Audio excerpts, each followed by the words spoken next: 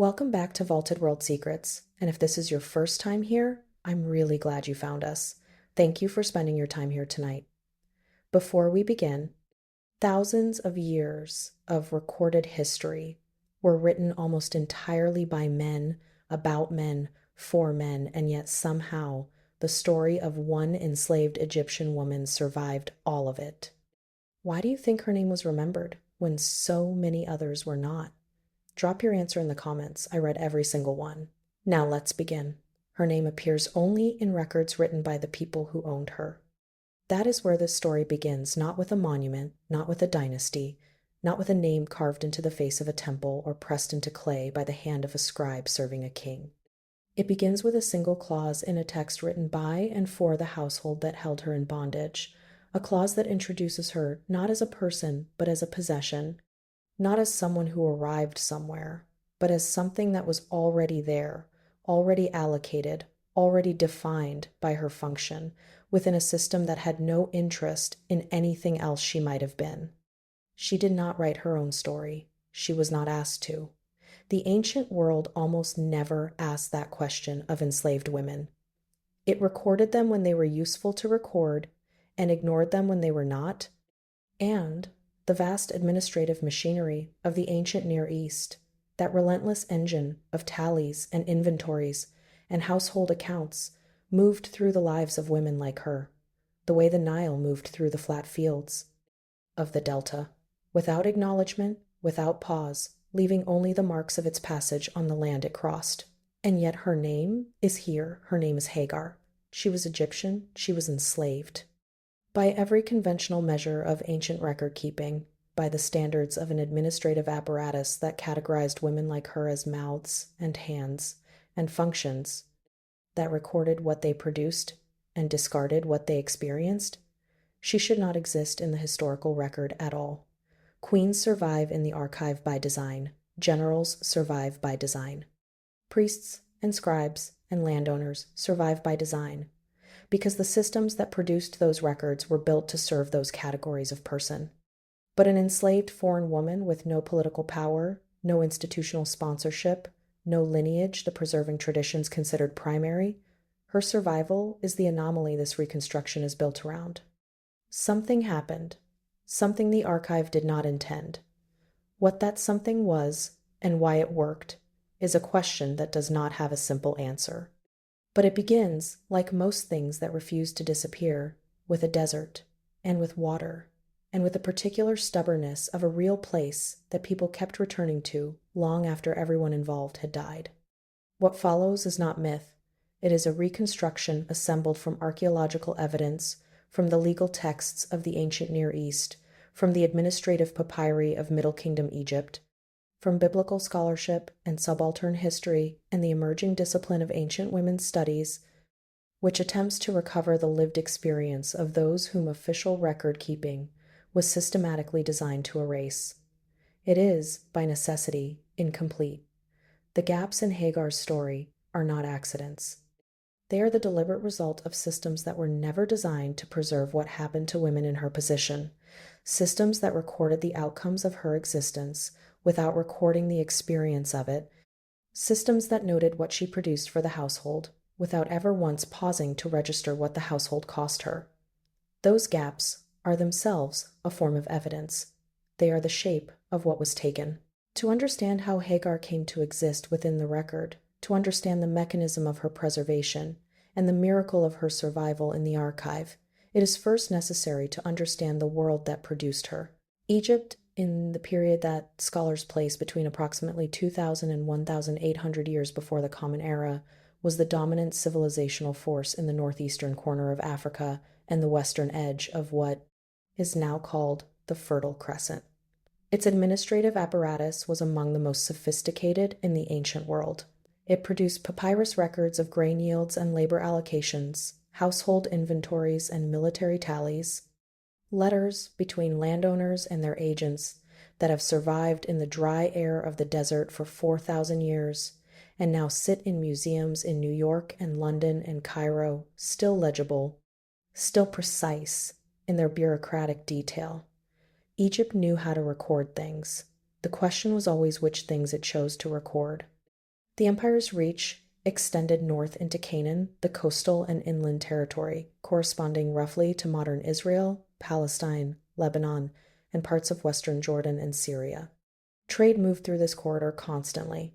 Merchants, diplomats, refugees, and migrant laborers traveled its roads and its sea routes, and with them moved a commodity that the ancient world managed with the same administrative precision it applied to grain and bronze and linen.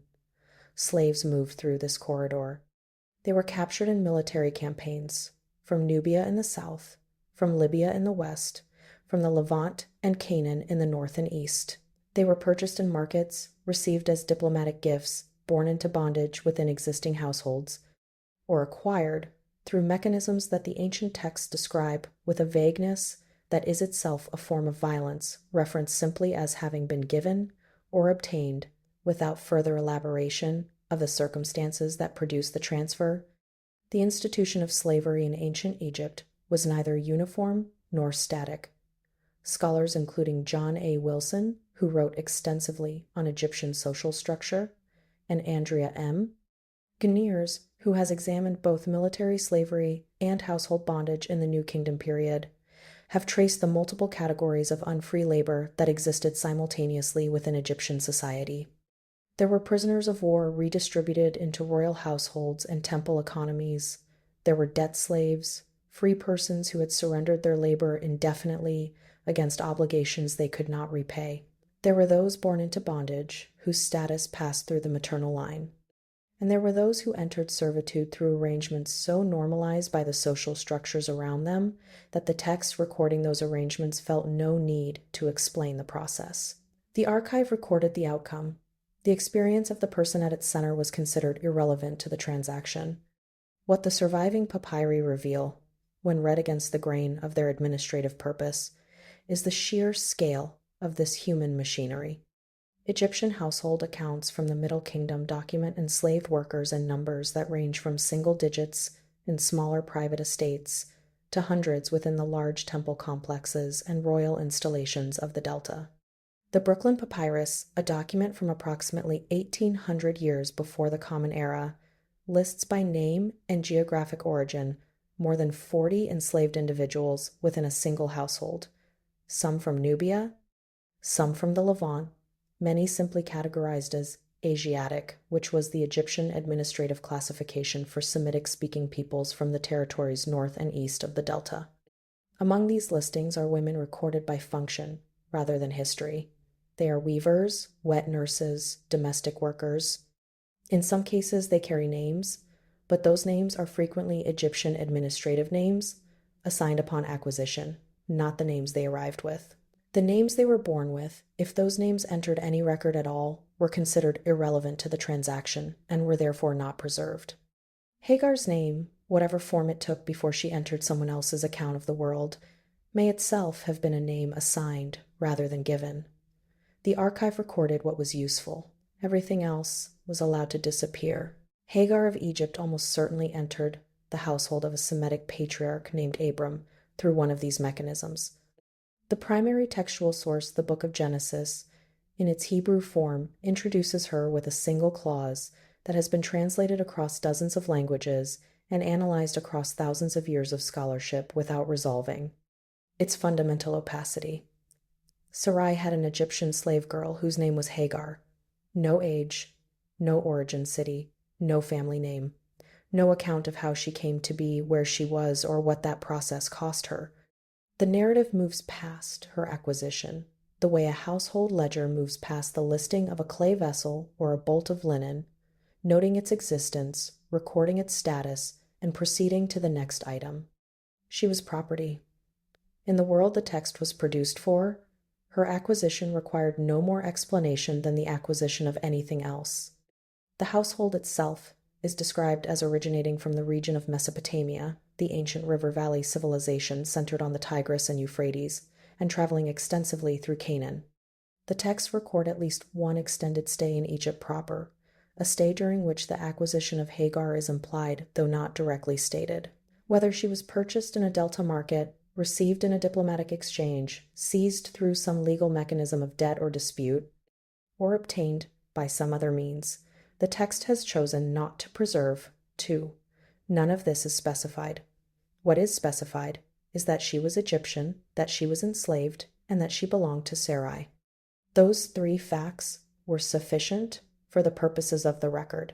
Everything else about her, her childhood, her language, her family of origin, the name she was given before she became property was considered irrelevant to the account and was therefore not included in it. This is the first of the erasures, and it operates so quietly, with such bureaucratic normalcy, that it is easy to miss its violence unless one pauses deliberately to register it. The violence is not dramatic. It does not announce itself. It is embedded in the structure of the sentence, in what is included and what is not, in the categories the record considers worth maintaining, and the categories it considers not worth the space on the papyrus. Hagar is introduced as a slave girl whose name was Hagar. The name is preserved. Everything that preceded the name every year of her life before she entered this household, every relationship and memory and experience that made her a person rather than a noun, is gone. Not because it was destroyed, because it was never recorded. Archaeologists working at sites across the ancient Near East have reconstructed, from the material evidence, what the world Hagar inhabited looked like in physical terms. At Nuzi, in what is now northern Iraq, thousands of clay tablets from the middle, second millennium before the Common Era document household arrangements that illuminate the legal and social context of the Genesis narrative with uncomfortable precision. Among these tablets are contracts governing the practice of surrogate motherhood in the context of infertile marriages, arrangements in which a slave woman was directed by her mistress to conceive a child with the household, patriarch, with the resulting child legally attributed to the wife. These arrangements appear not only in the Nuzi documents, but in Old Babylonian law codes and Assyrian legal texts. They were recognized. They were normalized. They were, in the world of elite household management in the ancient Near East, an ordinary transaction. The extraordinary thing, the thing that the clay tablets almost never record, was what it was like to be the slave woman at the center of one. The power dynamics of that arrangement deserve examination with precision, because they define the shape of everything that happened to Hagar and explain why the narrative holds the particular contours it does. In the ancient Near Eastern household economy, a slave woman had no recognized legal relationship with her own body. Her reproductive capacity was not considered her own. It belonged to the household in exactly the same sense that the household's livestock and grain stores and bronze implements belonged to it. When Sarai, having determined that she would not conceive, directed Hagar to lie with Abram so that Sarai might build a family through her. The text uses a specific Hebrew phrase meaning to be built up through her. This was not a request. There was no mechanism within the social architecture of that world by which Hagar could have refused. The concept of refusal did not exist as a legal category in her relationship to her mistress's authority. The household had an apparatus of power that was total, and Hagar's body existed within that apparatus, allocated according to its needs. The texts do not pause to register this. They do not need to. The absence of consent is not something the record considers requiring acknowledgement, because the consent of enslaved women to reproductive use was not a category that ancient Near Eastern law recognized. It was outside the frame of what the legal system considered relevant. The tablets from Nuzi, the law codes carved into black basalt, the administrative papyri from the Egyptian Middle Kingdom, none of them record the psychological or emotional experience of the slave women at the center of these arrangements. They record ownership, transfer, obligation, and outcome. The interior life of the enslaved is, in almost every case, simply not present. It was not considered data.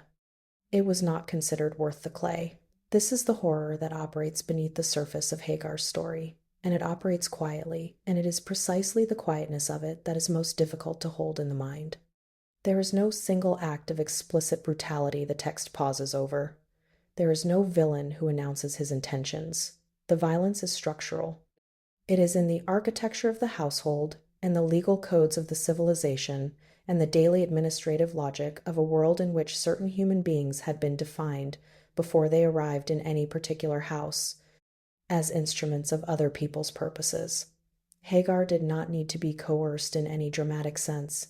She simply existed within a system that had already decided before she was born what she was and what she was for.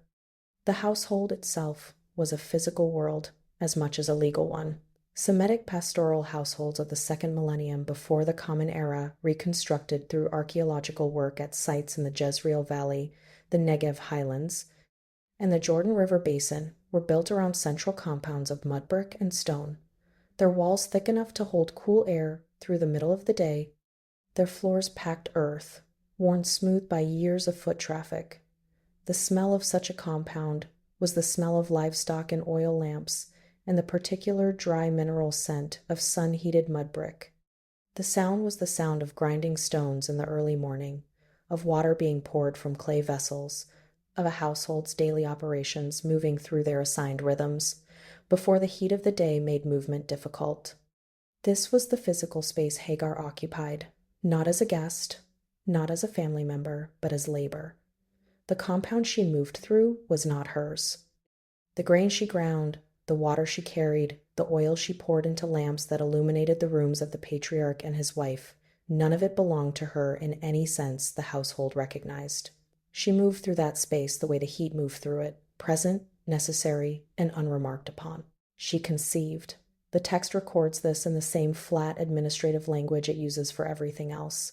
And in conceiving, something shifted, something the household management system had not fully anticipated and did not know how to contain. Because once Hagar was visibly pregnant, once it was undeniably apparent that she carried what the household had been seeking for years, something happened to the architecture of the hierarchy. The texts describe it obliquely. They say that Hagar began to regard her mistress with contempt, that she began to look at Sarai as something diminished. Scholars of biblical Hebrew who have examined this passage closely note that the word used, kalal, carries connotations of treating something as light or weightless that was previously treated as weighty and significant. What Hagar did, in the language of the text, was look at the woman who owned her and see her as less than she had been, as if the pregnancy had given Hagar a vantage point she had not previously been permitted. As if, for the first time, she had looked at the structure of her captivity from the outside and found it wanting. This detail is remarkable and has occupied scholars of biblical literature and ancient women's history for generations. Why was it preserved? Why record, in a narrative that otherwise shows almost no interest in Hagar's inner life, this single moment of apparent psychological assertion, this moment in which the enslaved woman stepped, briefly and dangerously, outside the psychological boundaries of her bondage? Phyllis Tribal, whose landmark examination of texts of terror in the Hebrew Bible remains among the most cited works in the field, and Renita Weems, who has written with particular acuity on the racial and social dynamics of the Hagar narrative, have both argued that this detail survives in the text precisely because it was threatening, because it was a problem the narrative needed to address. A slave who looked at her mistress with something other than deference was a slave who had momentarily claimed a form of authority the system said she was not supposed to have. The text preserved the moment because it needed to resolve it, and it resolved it in the way such moments were always resolved in that world, by force. Sarai turned not to Hagar but to Abram. She did not address the enslaved woman directly.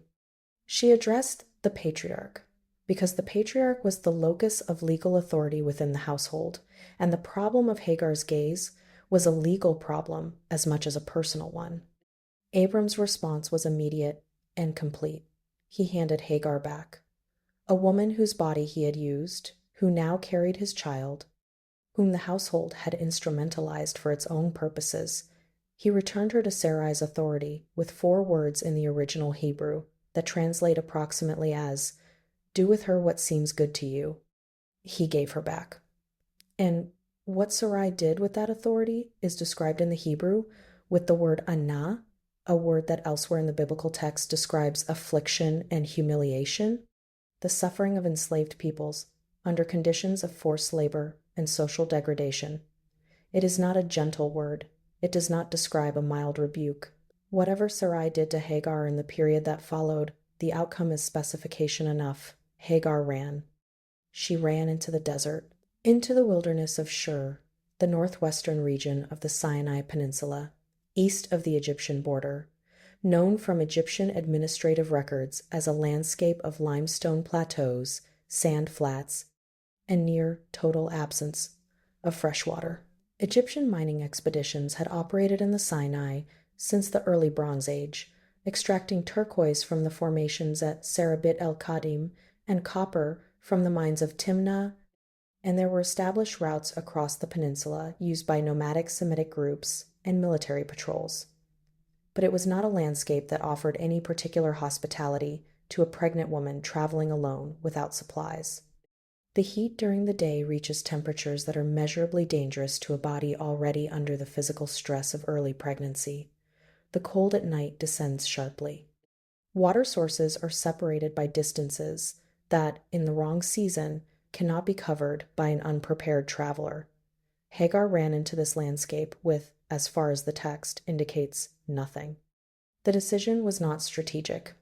It was the decision of someone for whom the only available calculation was whether death in the desert was worse than whatever she was leaving behind. She determined that it was not, and she walked out into the sand. The physical landscape of the Sinai Desert, examined through the lens of archaeology and ancient geography, offers a specific and unforgiving kind of evidence.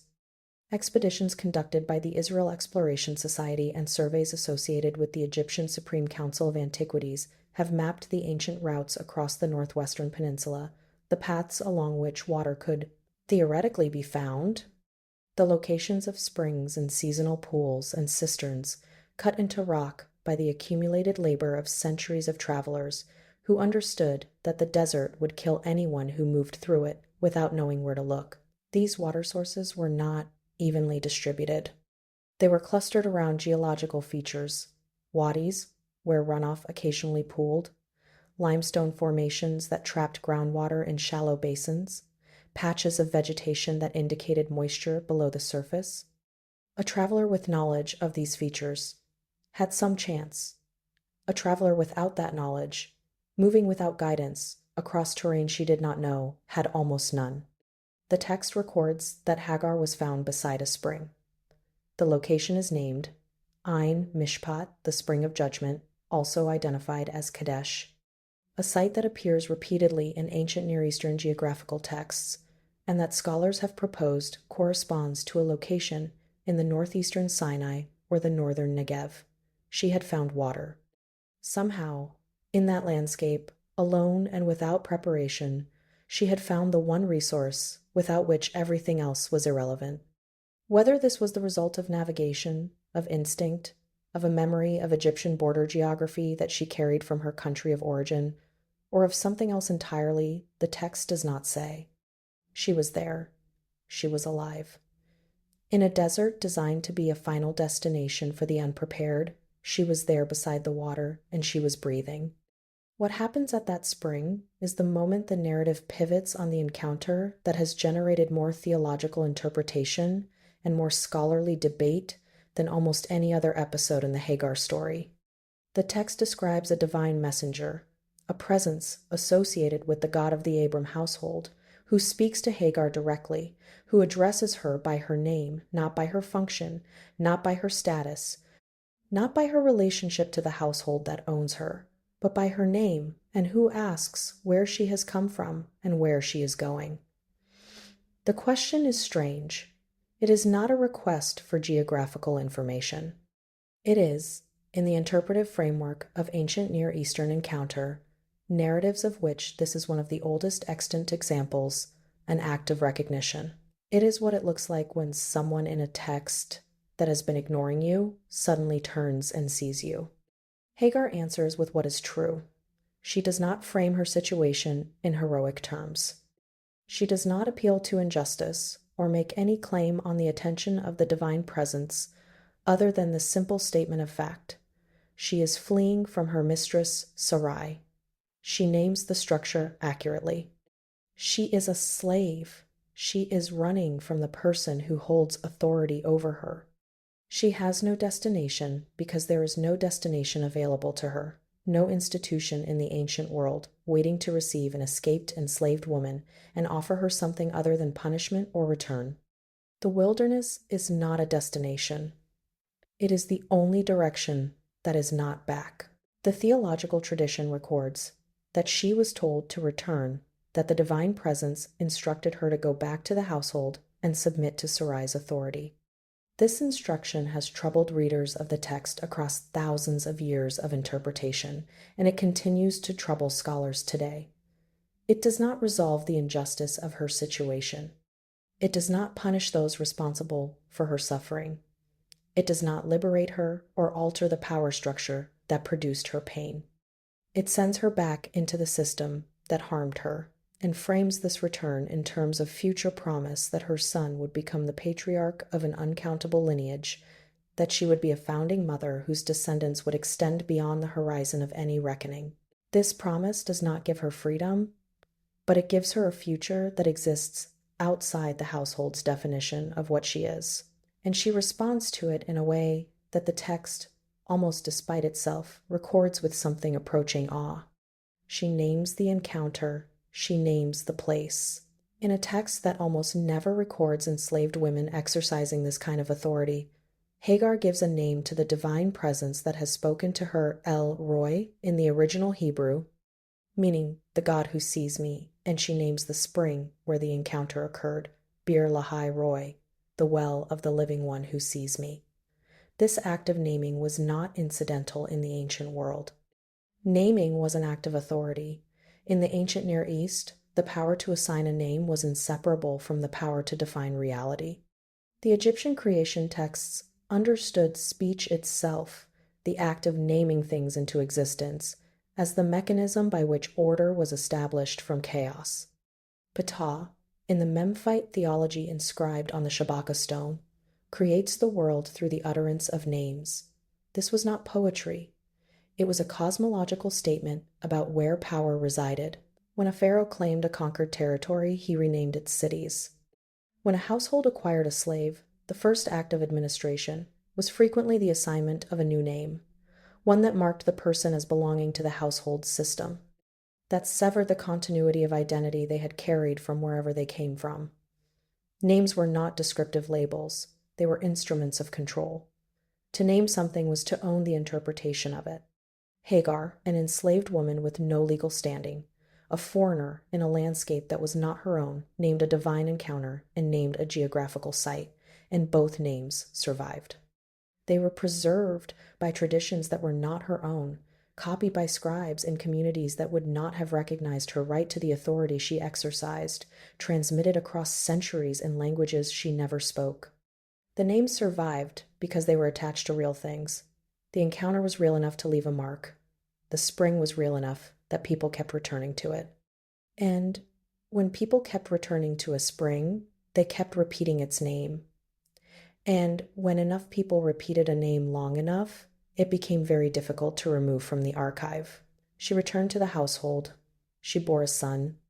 Abram named the child Ishmael, meaning, in Hebrew, God hears, encoding in the official patriarchal naming the memory of what happened to Hagar in the desert, of the cry that was heard, of the encounter the household patriarch had not witnessed, but whose consequences he was now required to acknowledge.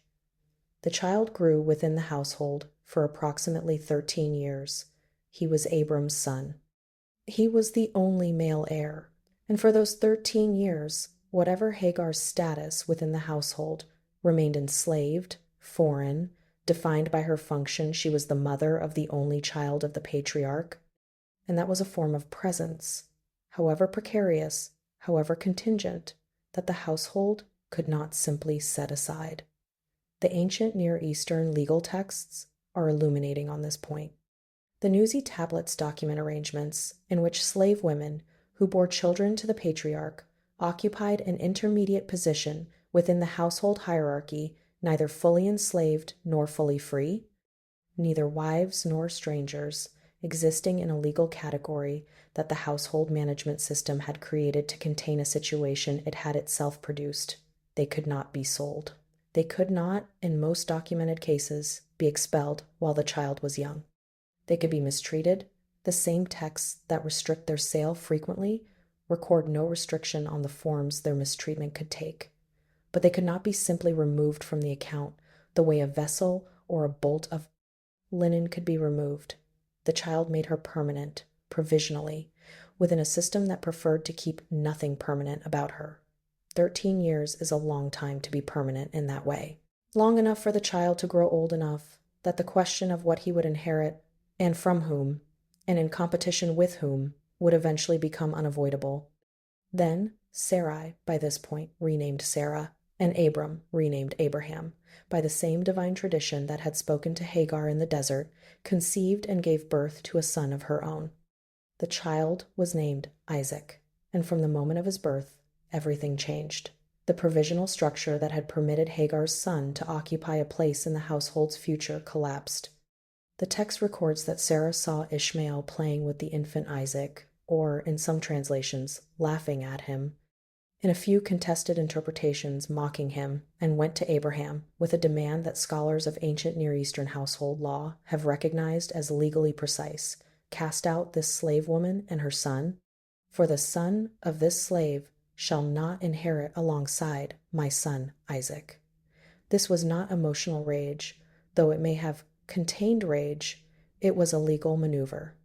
Sarah was invoking the right of the freeborn wife's child to uncontested inheritance, eliminating the legal ambiguity that Ishmael's existence created, using the mechanism available to her within the household's power structure to resolve a succession problem in her son's favor.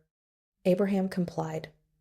The texts record that he found this compliance painful, that he was distressed on account of the boy, but that the divine tradition again intervened to frame the expulsion in terms of promise, and that Abraham rose early in the morning, took bread and a water skin, placed them on Hagar's shoulder along with the child, and sent her away. The phrasing is precise and cold. He placed them on her shoulder, not in a bag, not on a cart, on her shoulder, like a burden she was required to carry, because the household was not providing her with anything she could not carry on her own body. And then he sent her away, and she went out, and she wandered in the wilderness of Beersheba, the northernmost edge of the Negev desert, south of Canaan, west of the Dead Sea, east of the Sinai. In the second millennium before the Common Era, it was an arid plateau of exposed limestone and scrubland, navigable by those with knowledge of its water sources and lethal by dehydration to those without. Archaeological excavations at Tel Sheva, the mound that corresponds to ancient Beersheba, have uncovered evidence of Bronze Age settlement centered entirely around the management of water. Cisterns cut deep into the bedrock, storage vessels concentrated near access points to the Wadi system, the physical evidence of a community organized around the constant, precarious problem of finding enough to drink. The distance from the settlement center to the nearest reliable water source in the dry season has been estimated by field researchers at more than 3 kilometers a distance that, under the thermal conditions of a Negev summer, an adult carrying a child could cover in approximately an hour. What that hour would cost the body, in heat and exertion, and the accelerating depletion of the water already consumed, the settlement's architecture understood clearly enough to build its entire existence around solving. She had a water skin, one skin, for herself and a child in a landscape where the distance between water sources could exceed what an adult under optimal conditions could safely travel, let alone a woman carrying a child on her shoulder and a skin of water on her back in the heat of a Negev morning. The mathematics of her survival, examined dispassionately, were not favorable. The water ran out. The texts record what happened next with a restraint that is almost harder to read than explicit description would be. When the water in the skin was finished, she put the child under one of the bushes, a low thorn bush, probably, offering perhaps an inch or two of shade in a landscape with almost no other cover, and she walked away, about the distance of a bow shot, which archaeologists and biblical geographers estimate as somewhere between 40 and 100 meters. And she sat down opposite him, and she said, "Let me not look upon the death of the child." Here the text creates a tension that scholars of the Genesis narrative have identified as one of its most debated compositional puzzles. Ishmael, by the timeline the text itself establishes, would have been approximately 13 to 15 years old at the time of this expulsion. Not an infant to be sheltered under a bush, but a teenager capable of independent movement. The detail of Hagar placing the child under a thorn bush and walking away to a distance of a bow shot reads, textually, as the behavior of a mother with an infant too young to walk. Most biblical scholars interpret this as evidence of textual layering two separate tradition strands describing different moments in Hagar's story, combined in the written text without full harmonization of the chronological details. What the inconsistency reveals is not a flaw in the account, but a seam. A place where the oral traditions that fed the written narrative did not originate in the same community or the same moment. She was preparing to watch her son die. She could not prevent it, and she could not look at it, so she placed herself at a distance where she could hear him but not see him, where the last sound of him would reach her, without the last sight of him destroying something she needed to keep intact. She had found no water, she had no resources remaining. She was alone in a desert, enslaved in status even in her expulsion, in a landscape that had already nearly killed her once. And she cast the child under the bush, and she sat down in the sand at a distance of a bow shot, and she raised her voice and wept. The text records that she raised her voice and wept, not that she prayed, not that she made a formal appeal or performed a ritual supplication. She wept. This is one of the only moments in the entire Hagar narrative where the text abandons its administrative composure and allows, for a few words, the interior experience of the enslaved woman to be visible.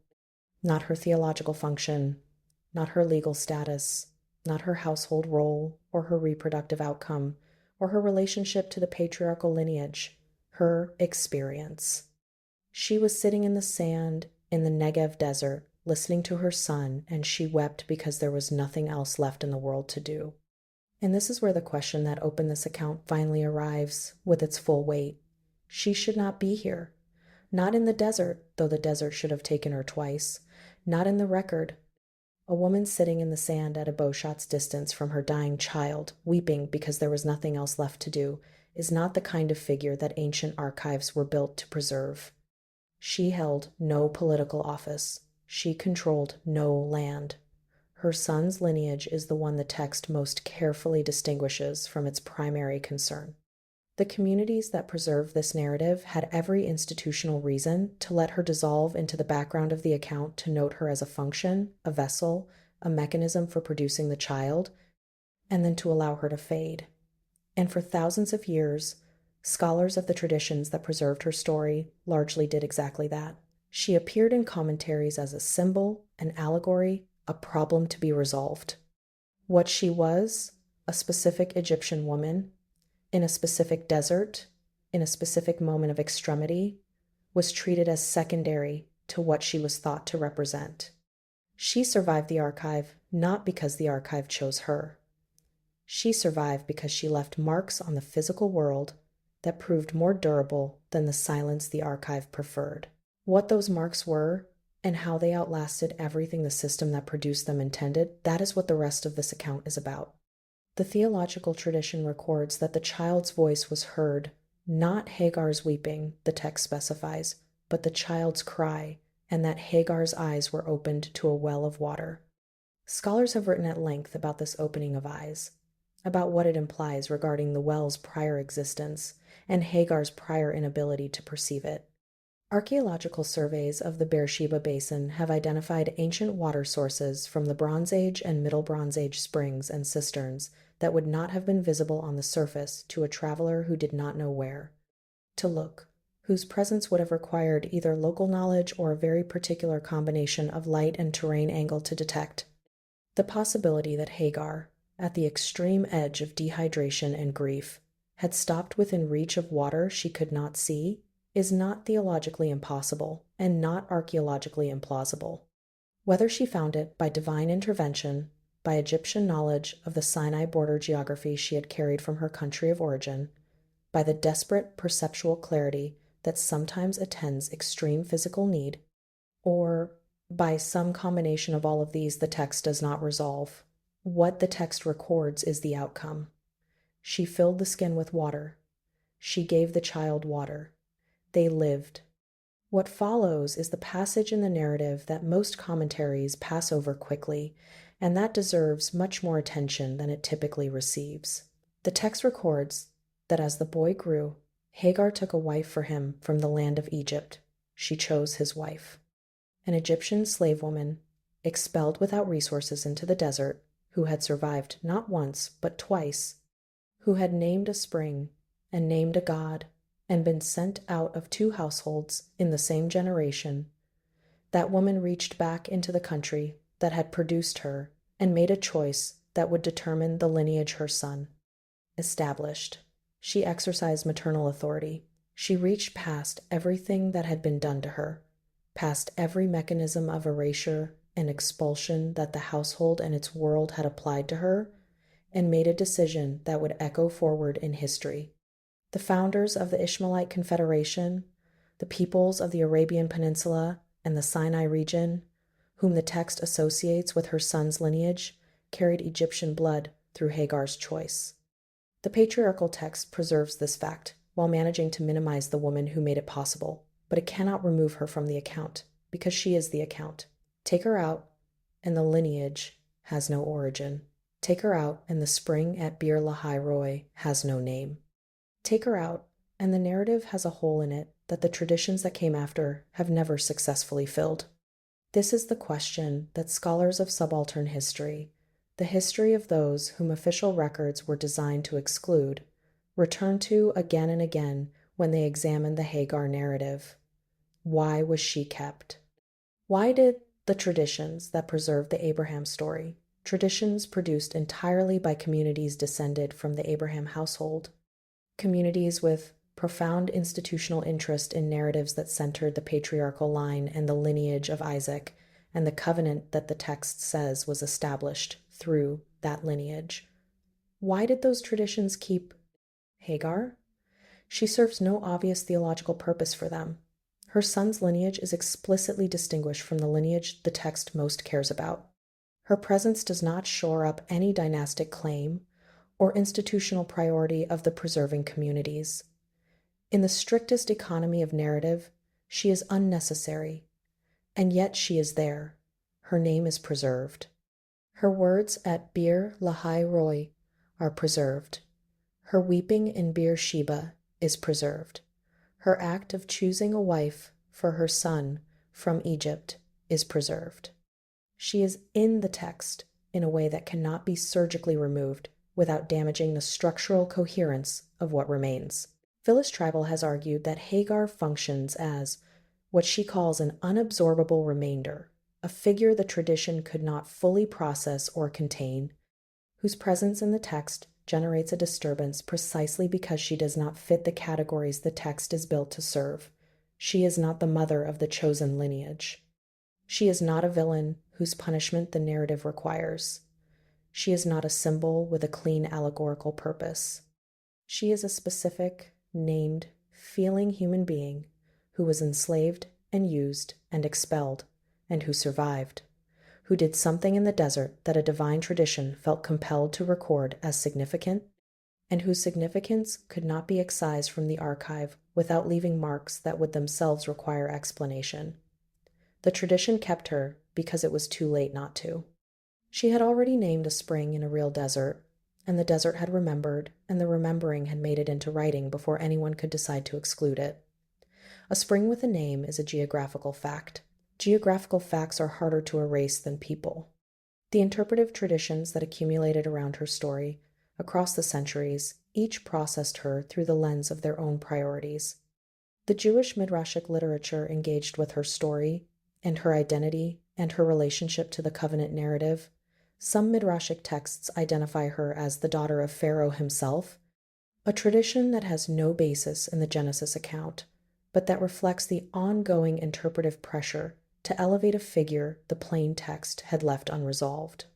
The Christian patristic commentators found in her an allegory that served their theological project, reading her and Sarah as symbols in a framework that further obscured the specific human being at the center of the account. But it is the Islamic tradition that preserved Hagar, known there as Hajar, with the greatest intensity, and that transformed the material fact of her survival into something that has lasted longer and reached further than any other aspect of her story. The sa'i, the ritual walking 7 times between the hills of Safa and Marwa during the Hajj pilgrimage to Mecca, is understood in Islamic tradition as the ritualized memory of Hajar's desperate search for water in the desert, the memory of her running between 2 elevations hoping to catch sight of a caravan or a water source while the infant Ishmael lay on the ground below. It is worth noting here that the geographic identification of the wilderness where this search occurred is itself contested between traditions. The Genesis narrative places the wilderness of Paran in a location that most biblical geographers associate with the northern Sinai Peninsula, a region Hagar, as an Egyptian, would have known. The Islamic tradition, by contrast, locates Hajar's desert ordeal in what is now the Hijaz region of the Arabian Peninsula, in the valley that became Mecca, a divergence that reflects not a factual error on either tradition's part, but the reality that different communities carried different fragments of the same story forward, each anchoring it to the geography most sacred to their own inheritance. Both traditions are preserving Hagar. They are simply preserving different moments of her, or preserving the same moment through the lens of landscapes that matter to the people doing the preserving. The Zamzam well, which Islamic tradition holds, was the water source revealed to Hajar in the desert, and which continues to draw pilgrims at the center of the Masjid al-Haram in Mecca, is among the most visited sacred sites on earth. Its water is carried home by pilgrims in bottles and flasks and distributed to the sick and the dying as a substance of profound spiritual significance. The tradition that the water in that well is connected, in theological continuity, to the water that saved an Egyptian slave woman and her child in a desert more than 3,000 years ago. That tradition has been maintained by hundreds of millions of people across 14 centuries without interruption. More than 2 million pilgrims perform the sa'i each year during the Hajj. It is among the most widely enacted religious rituals on the planet, and it is, explicitly and deliberately, the institutionalized memory of an enslaved woman's survival. An enslaved Egyptian woman who was used by her household, expelled by her household, abandoned by every structure the ancient world offered to the vulnerable, and who survived anyway. Her desperation in a desert is now one of the most repeated physical acts in human religious practice. The math of that survival across millennia of attempted erasure is staggering. In the Egyptian administrative record of the Middle Kingdom period in the Hagar Papyrus, a collection of household management letters dating to approximately 2,000 years before the Common Era that now reside at the Metropolitan Museum of Art in New York. There are references to enslaved women who are identified only by their function or their geographic origin. They are listed as mouths to feed or hands available for labor. The archive records their allocation without recording their experience. It notes what was done with them without preserving what it felt like to have those things done. It is an archive built on the assumption that the experience of enslaved women was not information, that it did not need to be retained because it had no value in any of the calculations the archive was designed to serve. The Hagar letters are particularly instructive because they document not an exceptional household, but an ordinary one, a middle-tier agricultural landholder writing to his family about crop yields and ration allocations and the management of his staff during a period when he was away on priestly duties. These were not the records of a palace or a temple. They were the records of a household that functioned the way most households of that class functioned, and they are preserved only because the dry air of the Theban burial shaft where they were found happened to keep them intact for 4,000 years. They survived by accident. The women in them survived only as functions. Hundreds of such documents exist across the span of Egyptian history. Thousands of women exist in them as line items rather than as people, allocated rather than remembered, their labor carefully noted and their lives entirely absent. Hagar's name did not come from an archive like that.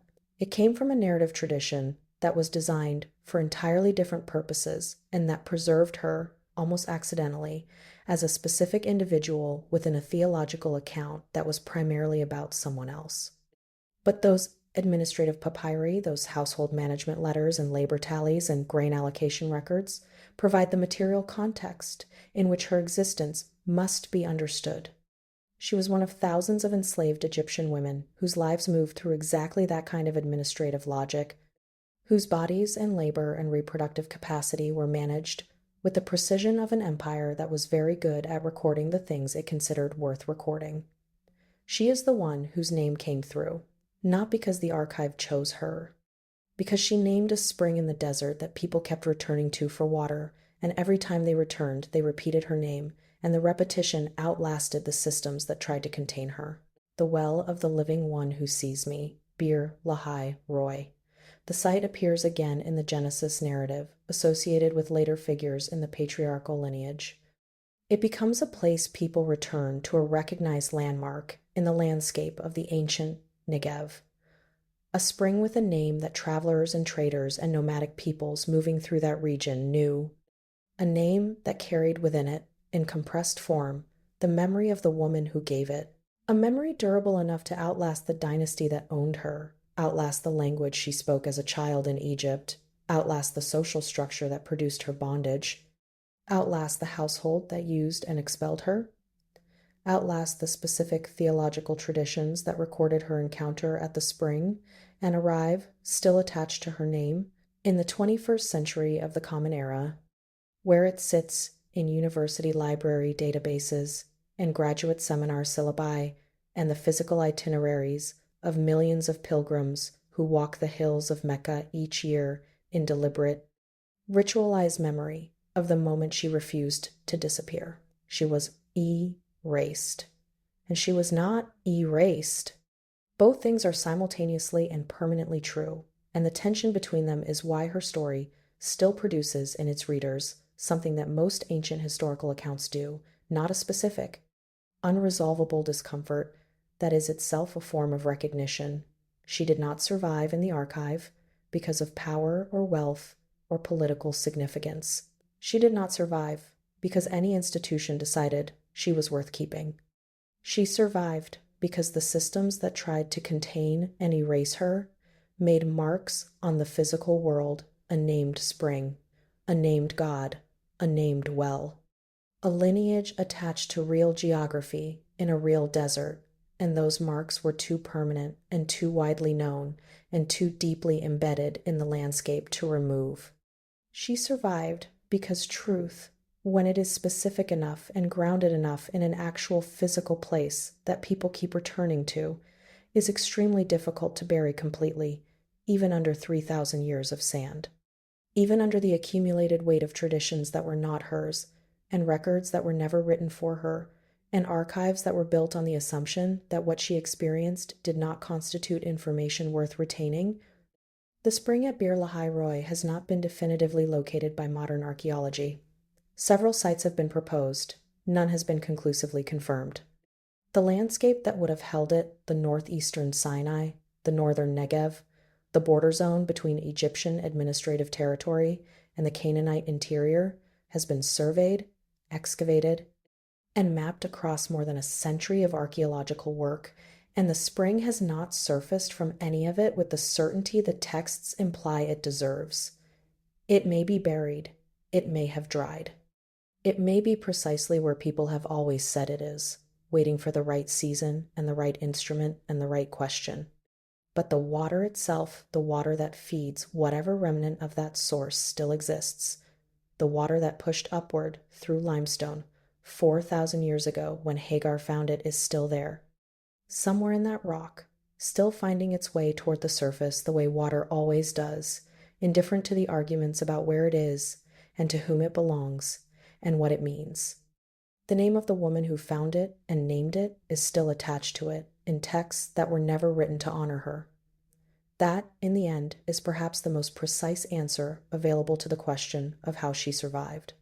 She survived because she was real, because the desert was real, because the water was real, and because real things, when enough people witness them and repeat their names often enough across enough generations, eventually become very difficult to pretend never existed, even for an archive that never wanted them there in the first place.